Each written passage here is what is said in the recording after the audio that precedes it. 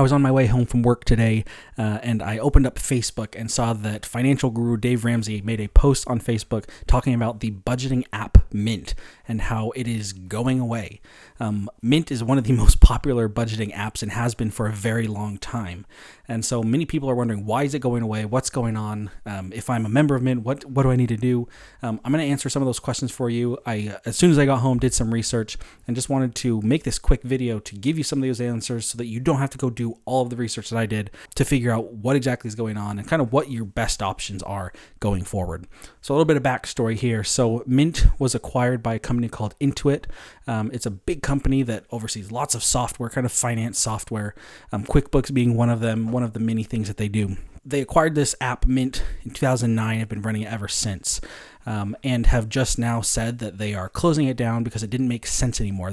In the article that I read from the New York Times, it says they are reimagining the app and then encouraging users to move over to a platform called Credit Karma.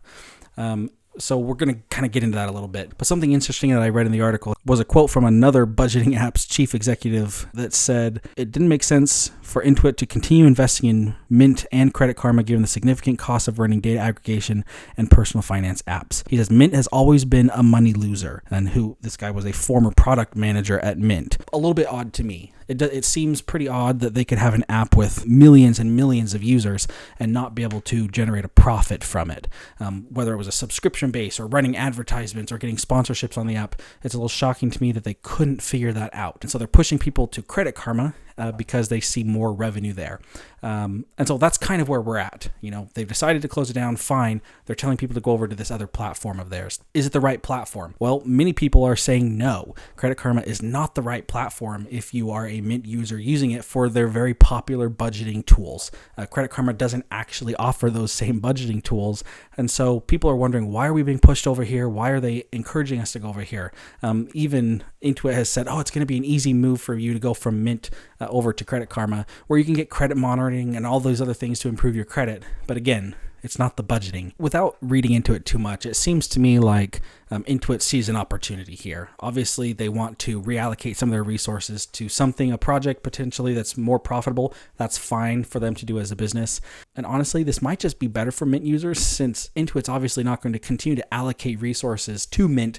Instead, they're going to start allocating those resources elsewhere. And so the app's just not going to continue to be what it once was. So what the company does is its own thing. And I don't want to read into it too much, but it does seem very profit driven. And again, I don't think that's necessarily a bad thing, but I think as a consumer, it kind of stinks that they couldn't have figured something out to make Mint work. So what are the alternatives? Well, there are tons of budgeting apps out there. Some of them are completely free. Some of them are free with free trials. Some of them, it's a subscription-based type of thing. It is frustrating that maybe after you've used something for so long that you just don't have the option to use that anymore because you could become comfortable or familiar with it. And so I would encourage you, if you have been a Mint user for a long time, go find something that works for you. I personally use Dave Ramsey's Every Dollar app. I use the free version. There is a paid version of the app, but I just use the free version. It's very simple and easy to use. It has really good budget tracking, savings tracking, encouragement to pay off your debts, that sort of thing, and I really like that. I would say that I really like this app because financially, I just like to feel secure.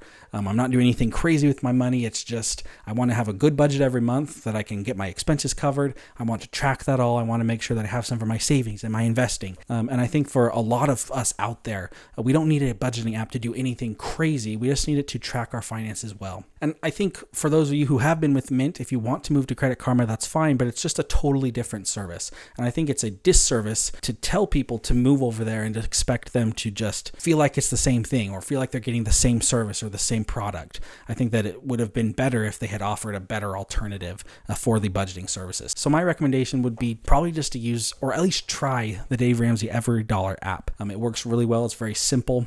I have no connection with them or anything like that. I just like the free version of the app. It's very easy to use. It's very clean. They keep it updated and it does everything that I need it to do. I'd love to hear from you in the comments what budgeting app you use or what one you plan to move to if you've been with Mint. Let me know if you know any other information about the situation, and feel free to throw comments down below. I'll be in there answering questions and helping make sense of this situation and kind of giving my thoughts and opinions. If you like other content like this, keeping up with finance news or other finance related content, I'd appreciate a like and subscribe on the channel as we're just kind of getting things started. Thank you guys. We'll see you in the next one.